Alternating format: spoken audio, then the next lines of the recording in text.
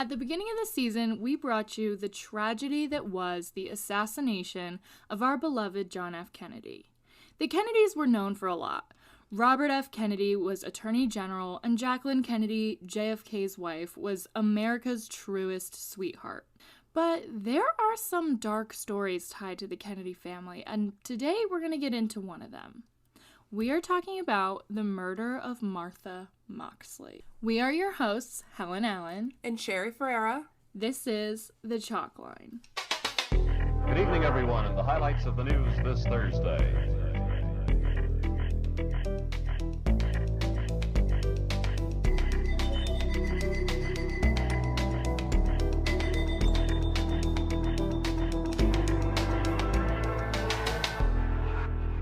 No, before we get into this, if I sound a little nervous this week, it's because we have an audience. Right. Sherry's boyfriend Latrell is here, and right before we started recording, they shared puffs of their mutual inhaler, and if that is not adorable, I don't know. Because we're asthmatic. Yeah, that's who we are as people. It's cute when asthmatics unite, you know what I mean? Right. It's adorable. So cute.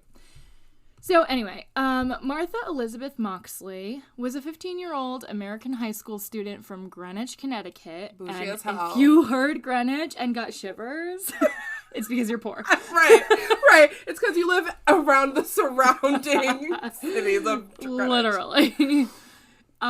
So they lived in this little neighborhood. Actually, I don't know if little was the right word because I literally didn't look into it. They lived in this neighborhood called Belhaven, and what I do know about this neighborhood is that it is very wealthy, even Greenwich Standard wealthy, beyond Greenwich Standard wealthy. And if you don't know Greenwich, it's rich. Yeah. It's one of the richest places in the country, not just Connecticut. So the Moxleys had moved to Belhaven from California just a year before this whole thing goes down. During the summer in question, the summer before all of this goes down, Martha had become friends with two of the Skakel brothers, Michael, who was 15 years old like her, and his older brother, Tommy. The Skakel family actually were her new neighbors after the move, so that's how they kind of became friends. Got it. Now you're probably thinking, who the hell are the Skakels? You told me this was about the Kennedys. Yes. Okay, so let's talk about that. The Skakel family in question is as follows. Rushton Skakel is the patriarch of the family, and he has his sons and daughters. There's 6 Skakel children. Jesus. And his wife, Anne, actually unfortunately passed away a few years before this all goes down. Rushton's sister was Ethel Skakel, who is better known as Robert F. Kennedy's wife. Ooh. RFK.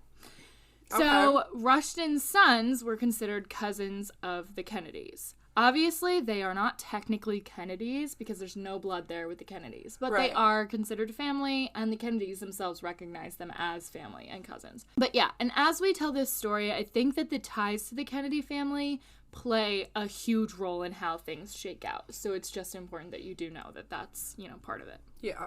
Now, the sons that we will be focusing on are Thomas and Michael Skakel, the ones that I said Martha became friends with. Yeah. Cute. Okay. Our story starts on October 30th, 1975. And October 30th to most people in the country is October 30th. But in Connecticut and a few other states, it is known as Mischief Night. Oh my the God. night that you don't want to wake up the next morning to toilet paper on your trees. Eggs on your house. It's just the whole 9 yards. If you are hated in high school, you better run on this night. Right. Oh my God. Literally. Now, I think, honestly, being from Connecticut, I could say Mischief Night is a little bit outdated, but 100%. You still wake up on Halloween Day and there is toilet paper trees. But honestly, I feel like people toilet paper their own trees now for decoration. Right, and I'm like, you fake. I'm like, it's October 25th. You did that yourself. Really? But I don't think anyone participates in that anymore, at least where I'm from. But, okay, so this is 1975, though, and it's a huge thing. So, this night being Mischief Night, Martha is dying to go out with her friends. Now, initially, her mom says no to letting her go out because she was grounded at the time for kind of something stupid, but, like, whatever. You're a teenager, you get grounded left and right. Right. At least I did. I would do some dumb shit. My mom would be like, that's it, give me your phone. Right, and I'm like, I just breathed, please. Come on, I'm trying. But in hindsight, I'm sure I was a little Right. you know? It's you, so Anyway. yeah. But, you know, in typical teenage fashion, and I can totally attest to this, being how, like, my mom and I were, I think she probably laid it on thick, and her mom just was, like, kind of guilty, and so eventually she was just like, okay, I'll let you go, but you have to come home by 9:30. Right. And, you know, 9:30, kind of a big ask when you're a teenager and it's mischief night. Yeah. So Martha ends up going over to the Skakel's house. Okay. The not Kennedys. Yes. Kind of, they were just, like, running around the neighborhood. That's what her mom thought was going to be the case. Like, she just thought, oh, the houses are close together. They're just kind of, you know, doing their mischief night thing. Turns out she went to the Skakel's house with a few other friends. Now, there are claims that there's, like, sexually suggestive activity. That's a direct quote from one of the articles. And drinking going on between Tommy and Martha and Michael. But kind of just claims no one truly knows. Okay. You mean, like, happening with all three of them together, or just happening, like in the party? It's hard to say, and we'll get into it later, a little bit more of the specifics, but yeah, there wasn't really necessarily a party. I think it was Martha and two of her girlfriends, and then the Skakel brothers. Okay, so they were just partying. But regardless, yeah, out. they're high school kids, like, they're experimenting with stuff, whatever. Got it. 9:30 comes and goes, and there's no Martha showing up at home. So now her mom's, like, a little annoyed, honestly, and she's, like, not really worried at this point, because, well, like, Martha's kind of, like, I read in a bunch of places, like, the, quote, it girl. Ooh. And so, like, she gets a lot of attention, and she has a lot of friends, and at the end of the day, she's a teenager. So Right. on this night, particularly, too, like, kids stay out late. So her mom's really just, like, this bitch. Like, she's not, like, there's no red flags, no alarm bells ringing. Yeah. Like, she's literally just like, my daughter's late. Of course. Right, like, there's nothing to tell her any foul play happened, of course. Yeah. The night gets later and later, and so Martha's mom, Dorothy, kind of starts just, like, asking around. And like I said, at this point, it's still not foul play to her. She's literally like, oh my god, whose house did my daughter crash at? Because she just, like, and, is like, it's being mischief irresponsible. night. Like, of course she's not going to be home on time. Right, and, like, That's not Martha. and she Martha's That's too not cool Martha. for the home on Right. time.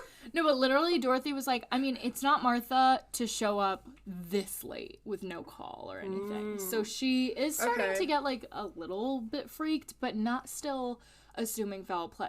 And as, like, a mother of a high school girl, she's probably thinking, like, oh god, did Martha drink and fall asleep somewhere? Like, you know what I'm saying? Yeah, like, that's going to be the highest bit of concern. It's right, not going to jump, exactly. like, 0 to She's 100. thinking classic high school stuff. Who Right. did Martha see? Who did she get mixed up with? What happened? She calls around. And Helen, one of Martha's friends that she was with, provides the tea. Oh! Thanks, Helen girl. Thanks, Helen girl. Helen says that the last place she saw Martha was when they were at the Skakel's house.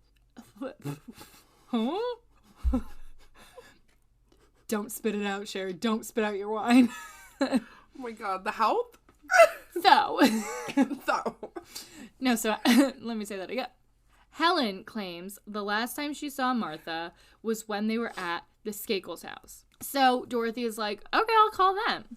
So she calls the Skakel's house, and it's like the middle of the night at this point. But Dorothy is a concerned mom, so, you know. And Tommy Skakel, who again is 17, picks up the phone, and he basically tells her, yeah, I don't know where Martha is. Okay. So, which, you know, again, Dorothy's not really worried that any foul play went on. She's like, oh, cool, so, like, maybe Martha went to somebody else's house after she went to the Skakels, and just Helen didn't know that. So then she just kind of, I don't know, she's alerted enough that maybe Martha was drinking, maybe she was unsafe, whatever, so she does end up calling the police that night. And the police take it seriously immediately, because what did I tell you? It's a rich town. Right, not surprised at all. Right, and not to mention, it's a rich, safe town. So the police are bored as hell, you know? I can imagine they know everyone. They're like, Today's the day, boys. We're gonna go look for that girl on mischief night. Like, that's literally, Right. I'm sure. They're like, little Martha? Oh my god, I know sure, yeah, I'll be done in a sec. Yeah, we'll go find her. Don't like, worry. no, she's missing. Yeah. I need your help. Like, please take this. No. So the police are like searching, and everyone kind of looks for Martha, but she's literally nowhere to be found. So essentially, they just put it off till the morning because they're like chalking it up to like, oh, high schoolers, they're just hanging out with each other. She'll come home in the morning. Yeah. The next morning, Martha still doesn't show up. So her mom goes to the Skakel's house, and I believe it's like around like in between like 9 a.m. and midday, like 12. And there's no one at the Skakel's home, by the way, besides the kids. Like the parents, what's Rushton Skakel, the father? Yeah. He was on a hunting trip. Okay. And the mother, like I Deceased. said, is deceased. Oh. So Michael answers the door. Now, he says he does not know anything about where Martha could be. And this is a direct quote from Dorothy Moxley in 2000. She said, quote, "I'm Dorothy Moxley and I live across the street and I'm looking for my daughter Martha. Do you know if Martha's here?" No, Martha was not there, and he looked and he didn't look healthy. He looked, well, I actually think he looked hungover. I was going to say, this little was hungover. Yeah. So that's a direct quote from Dorothy. She's like, he was drinking last night, where's my daughter? Yeah, I That's mean, like mom mode immediately. That was the last place she was, I mean. Right, exactly. So not long after this, a friend of the Moxley family actually finds Martha's body. And it's in, I guess you could say, the backyard of the Moxley estate. Okay, so when it came to making a podcast, we knew what we wanted to do, but we just didn't really know how to execute it. If you haven't heard about Anchor, it's the easiest way to make a podcast. Let me explain. It's free. There's creation tools that allow you to record and edit your podcast right from your phone or computer. Anchor will distribute your podcast for you, so it can be heard on Spotify, Apple Podcasts, and many more. You can make money from this podcast too, like with no minimum listenership. It's everything you need to make a podcast in one place. Download the free Anchor app or go to anchor.fm to get started. So she was just like in their backyard and they didn't find her the night before? I don't get that. Well, so, yes. And honestly, it is weird, but I think that they probably just didn't check her backyard whatsoever. Because if you think about it, if she was in her backyard, wouldn't she have just gone home? So I think maybe the police and the mom and everybody, they probably just weren't checking the yard because they're like, why would she be in our backyard? Yeah. You know what I mean? They're thinking, because she was like being a high schooler on mischief night, they're thinking she's probably everywhere except for home. Yeah. Originally, when you said that, my eyebrows were at, like, my hairline, and now they're a little bit lowered, so yeah. I'm less worried. It's fine.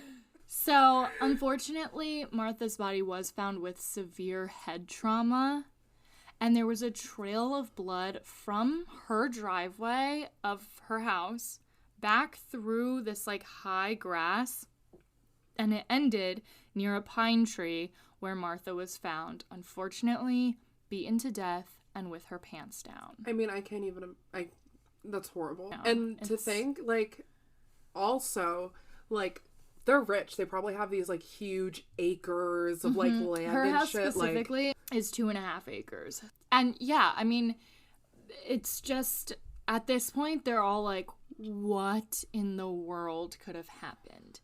Now, nearby her body, this is kind of hard to explain, but I'm going to do it so that you can get the best picture in your head. They found this, like, piece of a golf club. Whoa. And, okay, so it turned out to be a 6-iron specifically. And Martha had been repeatedly struck with the club so hard that the club shattered in half.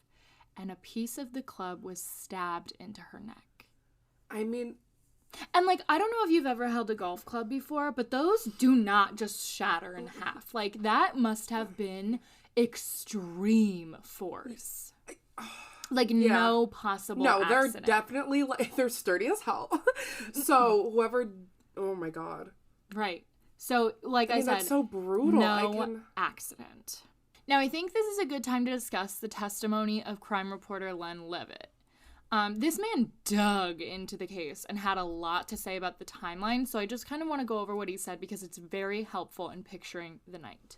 Okay. So in 2003, Len Levitt reported saying, and this is just going to be a long quote of his because I don't want to do it a disservice or, create anything else out of it. So I'm just going to go ahead and read what he said and we'll talk about it after.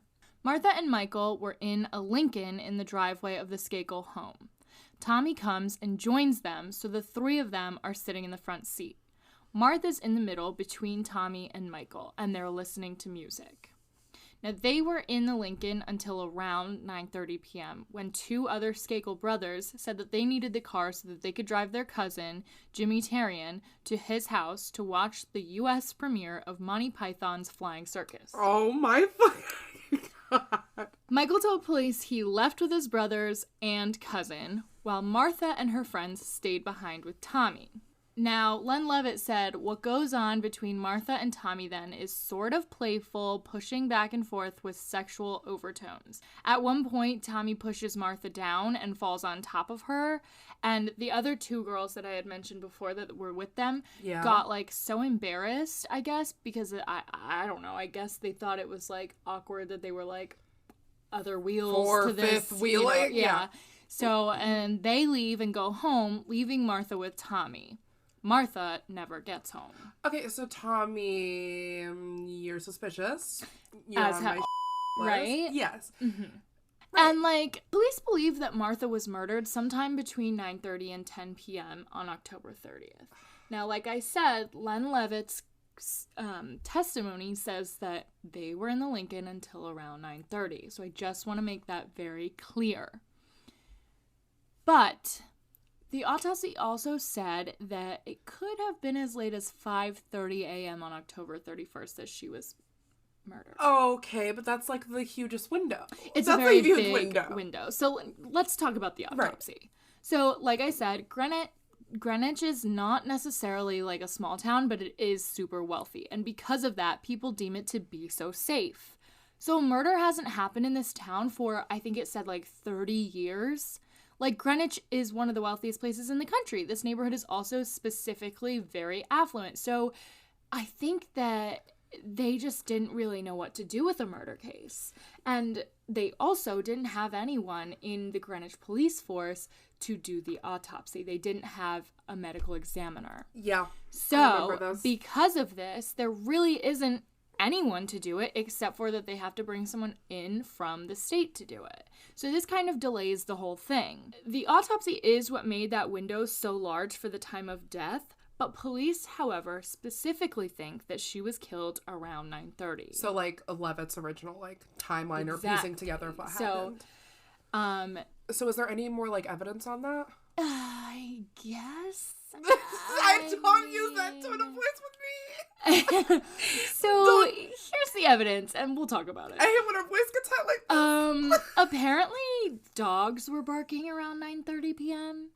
And so that's what they go on. They, obviously, I don't know. When I hear this, I'm like, okay, and what did the dog say when he took the stand?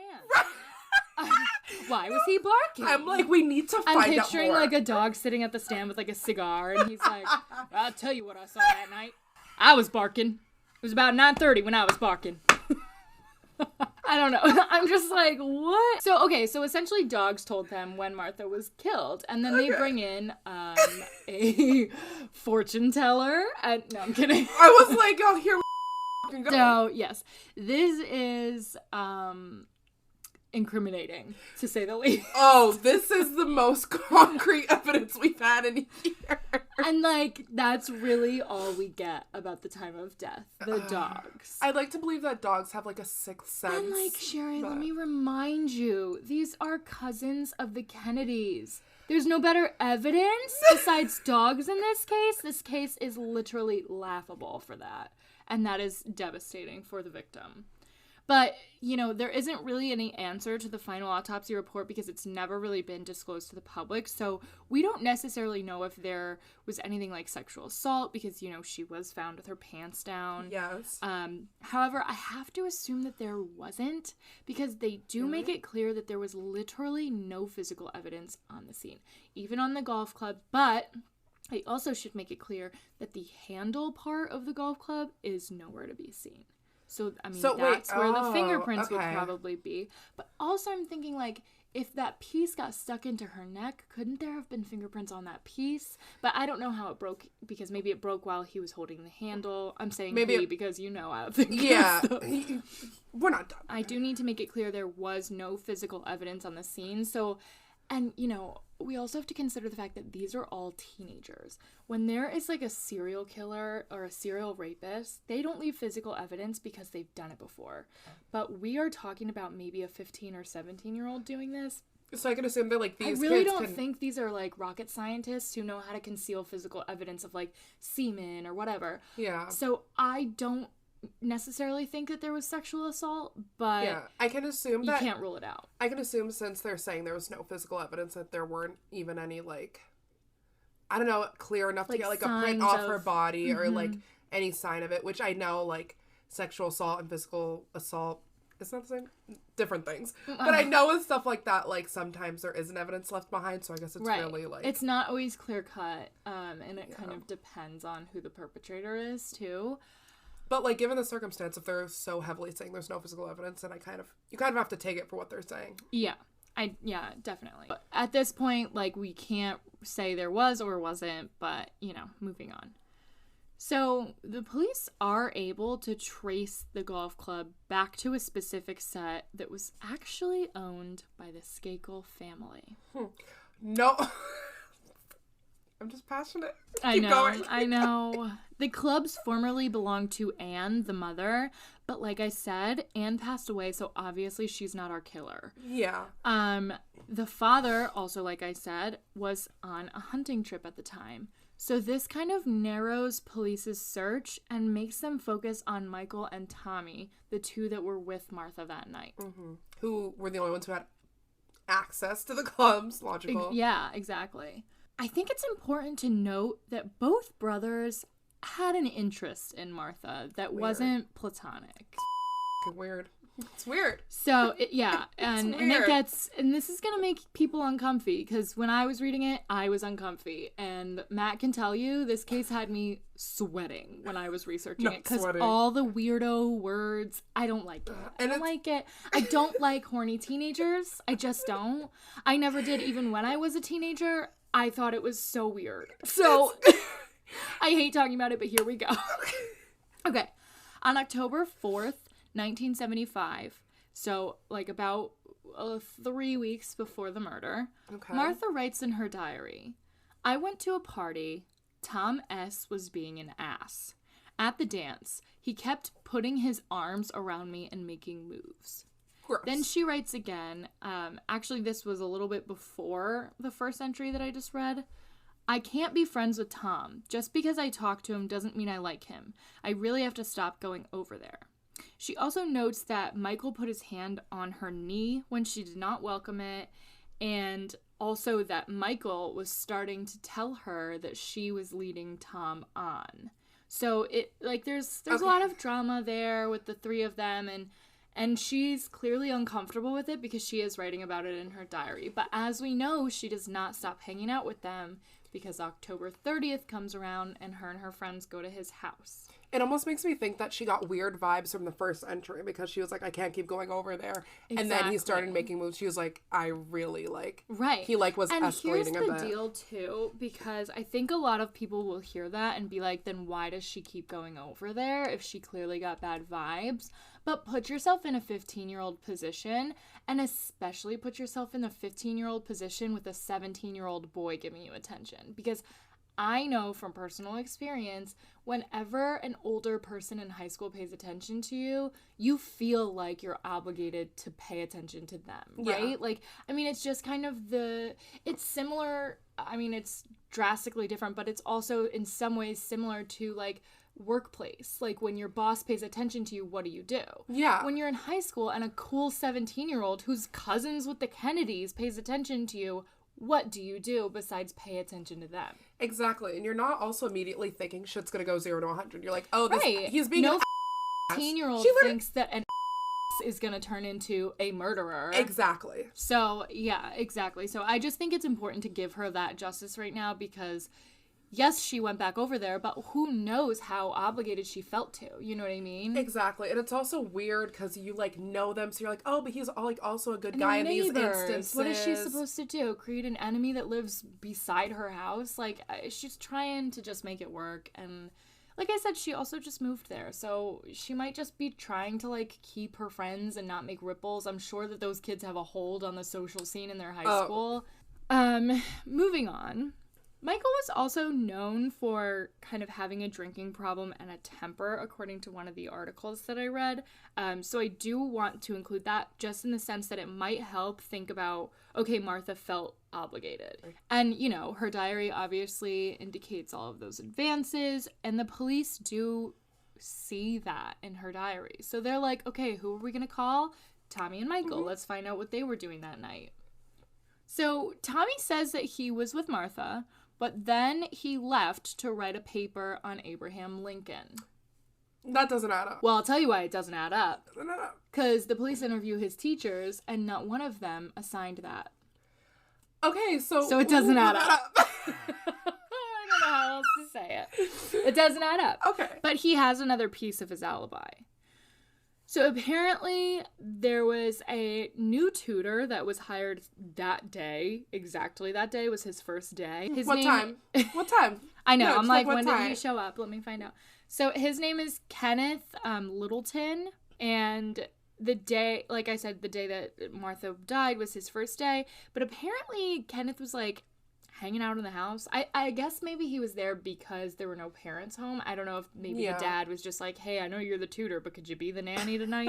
I don't really know how rich people work. Right. Is that just what they do? No, I'm kidding. But seriously. So anyway, I guess around 10 p.m., the tutor, Kenneth, was watching The French Connection, and Tommy joined him to watch this, like, famous chase scene. Like I said, it took place at 10 p.m. And the tutor said that there was nothing that appeared to be wrong with Tommy. So this is all, like, the tutor's accounts of, like, yes. What happened. Okay. And so now the police are thinking, okay, well, this probably rules out Tommy because the murderer, A, would have been covered in blood. Yeah. Because this is a brutal attack. And B, like, no 17-year-old murderer can just, like, act unscathed when they're just watching this, like, car chase scene with their brand new tutor. Like, he would be weird, right? Yeah. But also I have to think, like, does Kenneth even know what's weird for that kid? Because Tommy and Kenneth, I don't know, this is their first day spending time together. Yeah, that's so true. So, I don't know. But they ultimately do give Tommy a polygraph, and he passes it.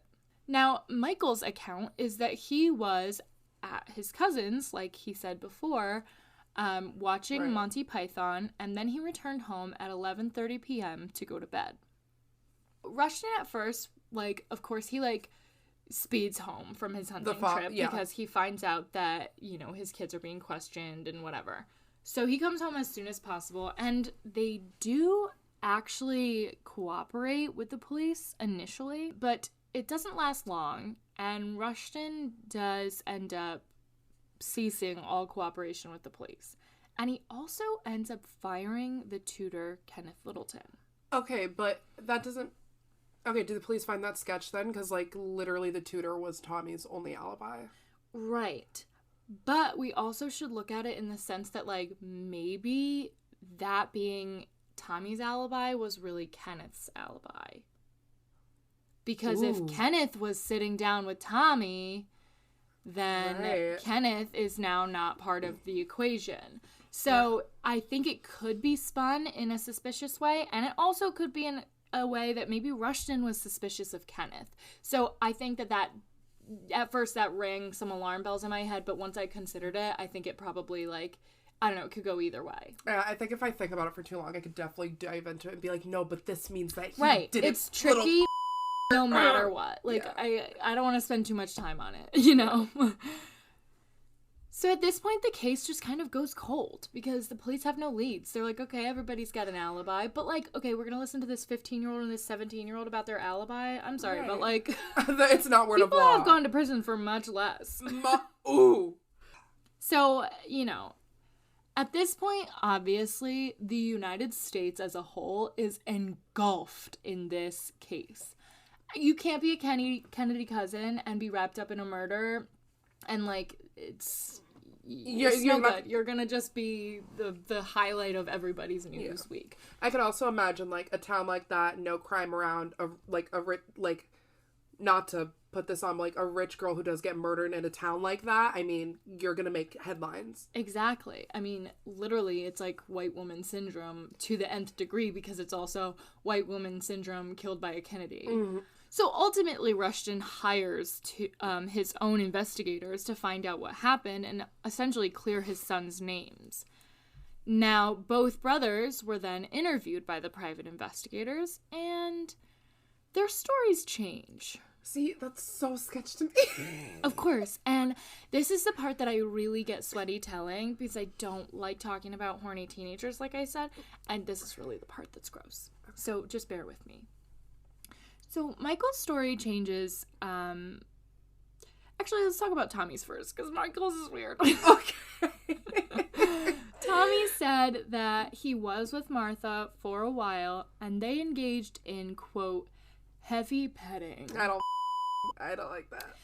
And now, this makes me feel weird because it's almost like he's trying to get ahead of if the police find physical evidence that there was a sexual assault. Yeah. Do you know what I'm saying? It's kind of like he's putting it into the equation, like it's like when a perpetrator on SVU gets caught, and at first they're like, oh no, I wasn't even near them, and then they're like, well, we have your semen on the pants, and they're like, oh, well, I had consensual sex with her that night. That's what Tommy is doing in my head, you know what I mean? Yeah. He's like, just in case you guys find anything, heavy petting was involved. Right. Gross, Tommy. Great. We weren't thinking that you were with her heavy petting, but now we are, and we don't like it. Because he's, like, establishing his... Yeah, he's like, yes, I was very close to the... Ugh, I don't like it. And in one podcast that I was listening to about this, they do, like, question the fact, like, oh, could that be why her pants were down? But to me, that just says, like, if her pants were down and he was doing heavy petting with her and her pants were still down, he killed her. Because she wouldn't just be, like, walking around town with her pants down until she gets murdered by somebody else, you know what I'm saying? Right. And he either killed her or was present while she was being killed. Because why would her pants be down and then, like, she's suddenly, like... a murder comes up and you don't know. Like, didn't recognize, like, didn't see what was happening. I don't know. So, like, I'm thinking, no, that doesn't explain why her pants were down, or it does and he's the murderer. Mm-hmm. So what about Michael's? No. Michael's story is that he snuck out of the house at midnight and climbed into a tree outside Martha's house and masturbated. And, like... I'm sorry, but that's so, first of all, disgusting and violating. But second of all, if you consider the fact that he knows at this point that Martha was dead by then, it is, like, such a disturbing thing to me. Yeah. I don't know. It's very, very It's disturbing. also weird how they both have this, like, I don't want to say fixation, but, like, fixation on Martha. Like, right, like, both of their alibis had to be, like, a sexually charged thing about Martha. Yeah, Ew. and, like, Ew. you both are almost, like, suspicious. Well, not almost suspicious, but, like... They're suspicious as hell! Like, I feel like they both know what happened. Right, like, exactly. whether one of them did it or not. It's like they're tiptoeing around the fact that, like, if you find physical evidence that I was in the area, I was, but I'm not the killer. It's very yuck to me. So this info actually wasn't supposed to be public because it was just the private investigators that looked into it. Oh my god, I'll edit it out. No, I'm kidding. Tell everyone. Tweet it. But it was leaked to the media in 1985, which is nuts. Like, wow, what a big blow up in Rushton's face, because he was like, let me preserve my son's images. No, now everybody knows your son was masturbating in a tree and the girl wasn't even home. How embarrassing. So if he's not the killer, I hope at least he's embarrassed for that. He has to be. He's got to be humiliated. Everybody knows you were masturbating to nothing. There was no girl there. I mean, really. Whew. Okay. So Due to these testimonies, law enforcement kind of starts believing only Michael was involved in it. That makes me question if that was just because of the severity of it, of just being like, oh, I had, like, my whole, like, schlong out in a tree. Right, they were like, Tommy was like, your brother said he was just heavy petting, so you're the sketchier one. Yeah. But it's almost like, okay, well, maybe his brother's just lying better.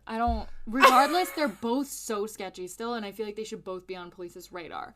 But here is why police focus in on Michael. Okay. For 2 years after everything goes down, Michael Skakel attends the Elon School in Poland Spring, Maine.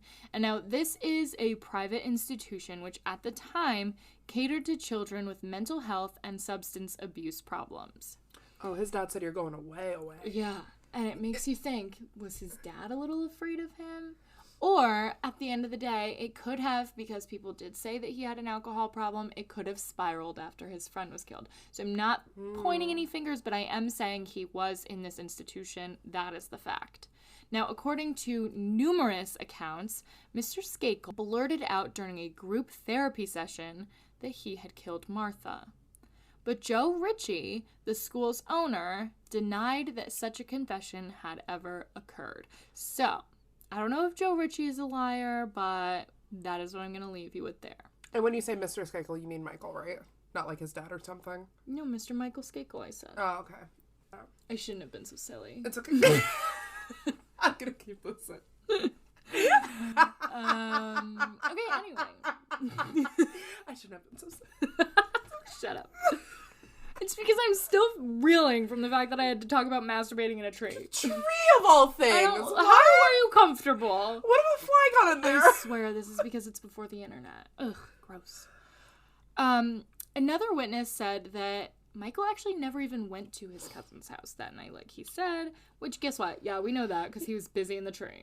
After the state is, like, so convinced that it is Michael, the state of Connecticut appoints an investigator and a one-man grand jury in the Moxley case. So, in 1999, Michael is indicted for the murder, and he is convicted in 2002 and sentenced to 20 years to life. Now, I think it's important to also note that that a huge thing in the courtroom was talking about whether he should be tried as an adult or not. Because he was, I think, 41 at the time that this was all going down. Oh, right, because it went cold. But he was 15 when it happened. So it's like, do we charge you for what you did as a 15-year-old and charge you like a 15-year-old? Or do we charge you as the adult that you are now? So essentially, he was sentenced to 20 years because they chose to charge him as an adult because of the, gravity of the crime. Now, after the hearing concludes, Michael walks to the railing by the first row of, the spectators and stands right in Dorothy Moxley's face and says, quote, "I feel your pain, but you've got the wrong guy." Who are you? It's so disgusting and bold to me because whether she's got the wrong guy or not, she's not the police. She's a grieving mother. What? Don't say, "I feel your pain," but guess what? He's still out there. Oh, so you don't feel her pain at all. Or else you would sit there and shut up. What kind of statement is that? Maybe you were done an injustice. Maybe it's not you, but you're a monster for talking to a grieving mother like that. Ew. Sad. So that just really, I wanted to include that because I think that was a really gross thing that he did. Now, two witnesses who were both former classmates of Michael Skakel's at the Elon School do testify. One of them, John D. Higgins, describes the really confused and tearful admission that Michael said. Apparently, he only had fragmented memories of the crime. And as you remember, he was drunk that night. According to Dorothy Moxley, he was hungover the next morning. So if he does have these fragmented memories of the crime, it's was it because you were too intoxicated? Now, the other witness, Gregory Coleman, says that Michael Skakel brazenly told him, quote, "I'm going to get away with the murder. I am a Kennedy." Oh, my, the arrogance. Well, if it's true, but it's... But now, he testified. Yeah. And another thing that I think I need to bring up is, so RFK Jr., I think he felt drawn to help his family members. He supposedly received a tip about criminal Tony Bryant who is a random criminal, I think from the Bronx. Could have been anyone. He alleged that he transported 2 people that night to Belhaven, and those 2 people probably killed Martha. Now, there's literally not one shred of evidence to support this, but if RFK Jr. says it, we believe him, right? Oh my God, right? Like, what the hell is that? And also, I'm sorry, but he's an environmental law attorney, so don't get involved. Please. Do not. Not Marshall from How I Met Your Mother. Oh, I wish you said that faster. That would have landed so good. I'll edit it so it's like time. That's okay. Yep, I know. That's actually every time I hear environmental lawyer, I'm like, that is Marshall. But he could only be so lucky if he were Marshall. Anyway, after an unsuccessful appeal in 2013, Michael appealed again. And everyone's like, Michael, please stop. It was you. Mm-hmm. His initial defense apparently forgot to interview a key witness and also did not provide evidence of an alibi, which the court called, quote, constitutionally inexcusable. And it undermined, quote, confidence in the reliability of the conviction. So essentially it becomes overturned. And I'm like, hello, the reason why they didn't provide an alibi was because they didn't want to say their dude was in a tree masturbating. Exactly. That's why they didn't provide an alibi. It's not because they were a bad, but whatever though, right? Okay, so anyway, in 2016, the conviction was then reinstated and then overturned again in 2018 because, I don't know, forget double jeopardy or anything. Let's just play this whole, like, back and forth, overturning, I mean, what is this, like... What is the point of double jeopardy if we can do this? Exactly. So, on October 30th, 2020, 45 years to the day, the prosecution announced that they would not retry Michael Skakel because there was not sufficient evidence. Of 51 witnesses, 17 are dead, which, I mean, I don't know that exact math, but there's still a lot of witnesses alive. I feel like we could... Okay. Well, whatever. Dorothy Moxley, I feel like she gets the last word. She says she still believes Mr. Skakel killed her daughter. Mr. Skakel. I don't know why this is all over my notes. I mean Michael. I hate myself.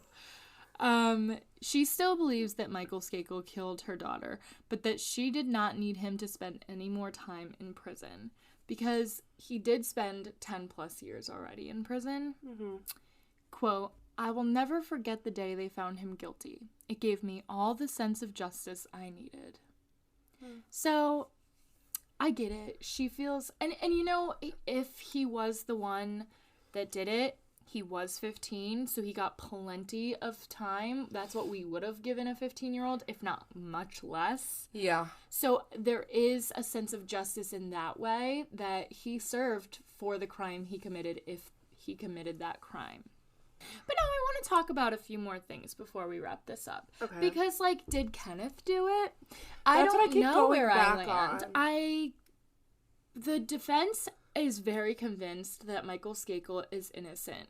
And I don't think we looked into Kenneth enough. And now I think it's important to say Kenneth Littleton was actually never formally questioned until the summer of 1976, which is almost an entire year after it happened. And prosecutors left and right called Michael a spoiled brat, which I just love. But they did say that might have, like, swayed the jury, which... I don't know, it would have swayed me. Right. I'm never going to get jury duty because of this podcast. They're going to be like, biased as hell. Also, the dog barking, how that's, like, the biggest piece of, like, well, you were with her at 9:30 and the dogs were barking. Maybe the dogs were barking because kids were loud in the neighborhood. Like, it was mischief night. And I hate to say it, there's no physical evidence. No, and it's actually even worse. Police left her body unattended for a while after they found it, and a literal neighborhood dog walked all over it. So if there was physical evidence, maybe it was completely tarnished by the lack of... And I can't even blame them, because the last time they investigated a murder was 30 years before this. These people have been playing Scrabble, which was invented in Connecticut. Really? Yeah, it was. Anyway, they have been playing Scrabble... for 30 years, and they had no idea how to investigate a murder. And now here we are wondering if JFK's cousins did it. distant cousins from JFK, RFK's cousins. But still. I mean, it's just, I have so many questions. There's no physical evidence, so I can't think that Michael did it.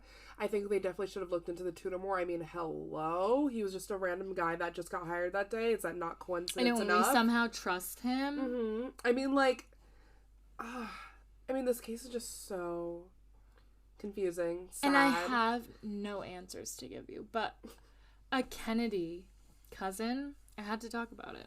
And you know what? I hate to drop this on you guys because the episode's over, but there was another cousin of the Kennedys who was actually convicted of murder in Florida. Maybe one day we'll talk about it. Thanks for listening. You can catch us on Instagram at @TheChalkLinePod, Twitter at @TheChalkLinePod, and you can follow along with our YouTube channel. The link is in our Instagram bio. Tune in next Thursday for another story.